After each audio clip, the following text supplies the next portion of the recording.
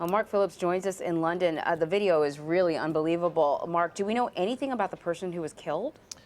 Well, we're told by the Somalis that he was a 55-year-old man and that his body was found in a village about 20 miles from Mogadishu airport, which would jive with the information that we have that the plane was still on its climb, that it was at about 11,000 feet, we think, which is the reason, of course, that there are all these survivors.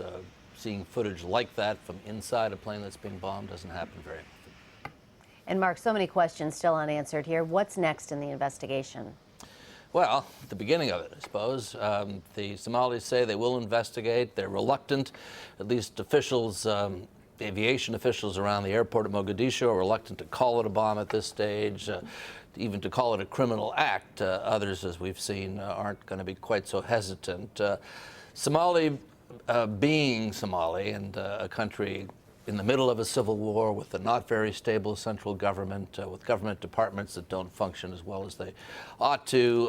It'll be some time, I would imagine, before this investigation gets really underway, excuse me, and before they can get enough people, and specifically outside aviation experts. This was an Airbus plane. Presumably there'll be some French experts going in from Airbus in Toulouse, other international investigators to try to determine, by looking at the evidence, what happened. You touched on the fact that Somalia is in the middle of a civil war and they faced terror attacks before. Can you give us a little more information about what's going on in that country?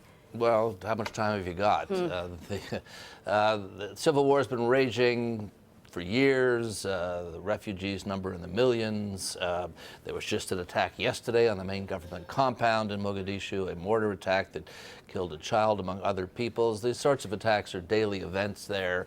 The place is hugely unstable. This is the first attack that I can recall on aviation flying in and out of the country. People are worried that this is not a new phase of this ongoing war. All right, Mark Phillips for us in London. Thank you.